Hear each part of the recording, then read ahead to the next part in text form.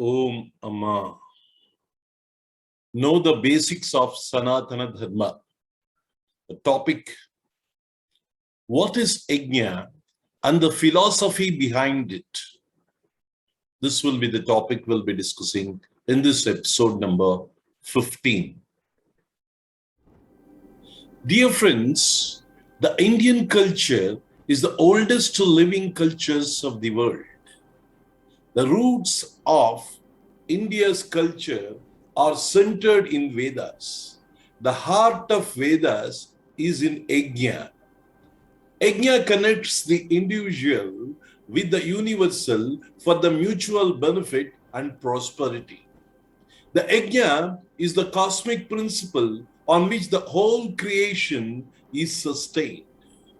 Yagnas are performed for individual prosperity and social well-being. By contributing to the nature, the best of one's services, the individual prosperity is ensured. First, give to the nature before you take from the nature. This is the law of Yagna. While performing Yagna, these words are often repeated, idam namama, this is not mine. There is an element of spirit of sacrifice in these words, that is tyagam. There is the element that is called as tyaga, that sacrifice element is there when you utter the word idam namama. Lord Krishna explains the philosophy behind the Yagna in Gita. We shall discuss that in next episode. The Homa or Yagna is not just a ritual for simply offering the substances in fire. It is the basic principle on which the wheel of creation is sustained. We pay taxes to the government, and government in turn works for our well-being and protects us. Similarly, the Yagna is based on the principle of mutual give and take between nature, that is devatas, the divine beings, and human beings. It is an offering to the God for our well-being, and in the highest sense, offering of I and mine, that is our selfish ego and possessions. Like how we empower the government to empower us, we empower the devatas for our protection and prosperity. That process is otherwise called as Yagna. Lord Krishna wonderfully explains the philosophy behind the Yagna in Gita. The Sanskrit word Yagna was derived from the root yaj, means worship.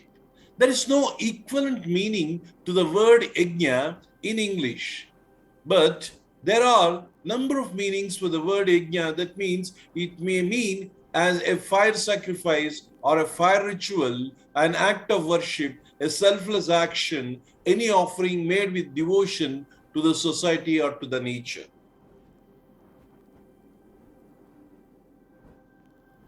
Dear friends, there are 4 types of Yagnas. They are Swadhyaya Yagna, Japa Yagna, Karma Yagna, and Manasa Yagna. Swadhyaya Yagna means the study and recollection of Vedas by living at the feet of Guru. Japa Yagnas, the repetition of Vedic mantras to invoke the blessing of a particular deity or devata, is called as Japa Yagna. Karma Yagnas, the sacrifices and rituals performed externally according to Vedas for self-purification and for fulfillment of desires. Then the 4th type of Yagnas, they are called as Manasa Yagnas. It is performed entirely in mind using various mental constructs and concepts. The mental resolutions and meditation. In Bhagavad Gita, Lord Krishna refers to various yagnas that are performed internally also. Dear friends, karma yagnas are divided into 2. They are Gruhya Karmas and Srauta Karmas. Gruhya Karmas are meant for individual family and well-being. Srauta Karmas are for the universal well-being. Dear friends, the Gruhya Karma Yajnas are divided into three. They are Paka Yajnas, Panchamaha Yajnas, and Havir Yajnas. Paka Yajnas are the offerings of the cooked food into the sacred fire which is lit at the time of marriage, that is Avapasana Agni. Avapasana, we say there are 7 Paka Yajnas. Panchamaha Yajnas, we will be dealing it separately in an episode, because this doctrine of Panchayajna is very central to the Indian culture. There are 5 types of Panchamaha Yajnas. That is, number 1 is Pitru Yajna, the sacrifice offered to elders. The Rishi Yajna, the sacrifice offered to teachers.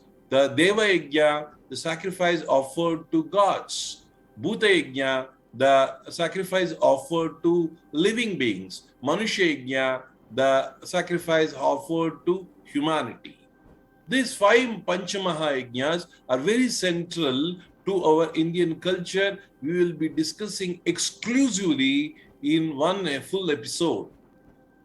Dear friends, then Havir Yajnas. In Havir Yajnas, the oblations that are poured into Vedic fire lit for a particular purpose. There are 7 important Havir Yajnas to be performed by the individual. So these are the Gruhya Karmas or Gruhya Yajnas. Friends, Kalpa Shastras deal with the method of performing Yajnas. Many sages have written many sutras, principle to perform both Gruhya Yajnas and Srauta Yajnas. The science of geometry, trigonometry, and other important mathematical applications have originated from these sutras.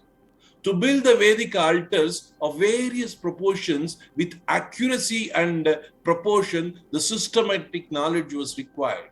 These sutras, the principles of Kalpa Shastra, which are often referred to as Sulba Sutras, are the part of Srauta Sutras, has gifted to the world the knowledge of mathematics. In Bauddha and Sulba Sutras, we can find Pythagoras' theorem.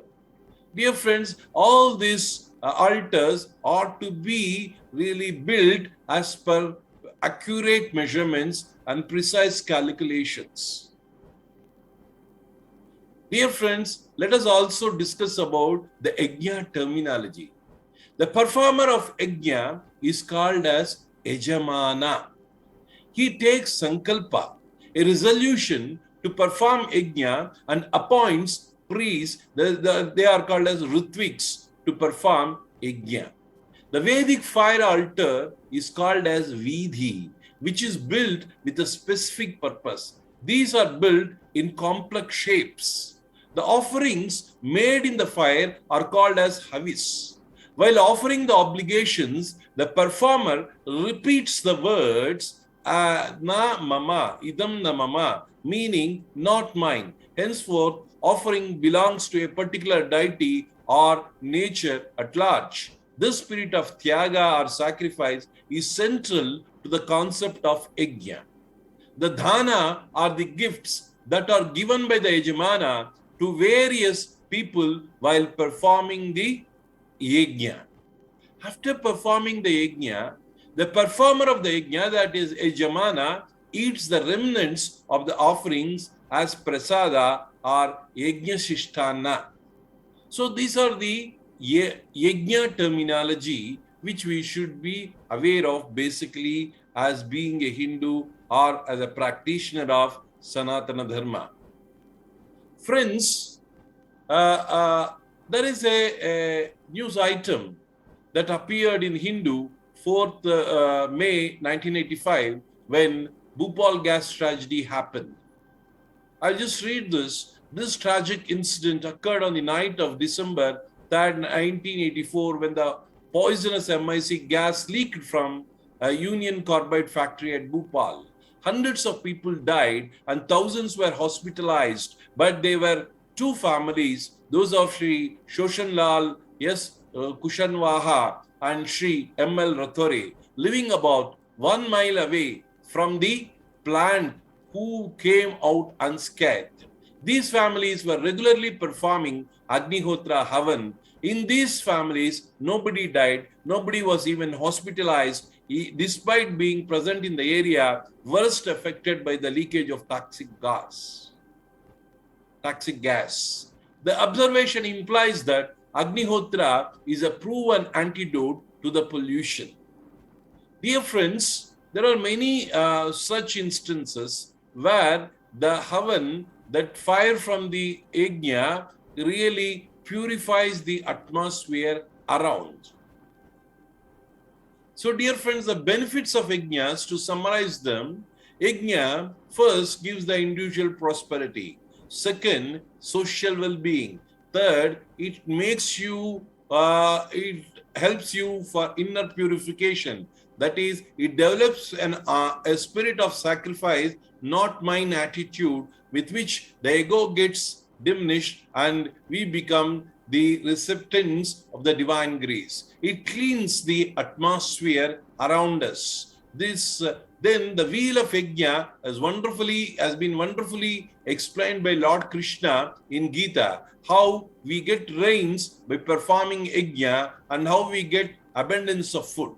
And finally, dear friends, this Yagna is a mutual give and take between divine forces of the nature, those are Devatas and human beings. So Yagna has many benefits, which we will be discussing. In the next episode, we will discuss about the philosophy of Yagna as explained in Gita by Lord Krishna.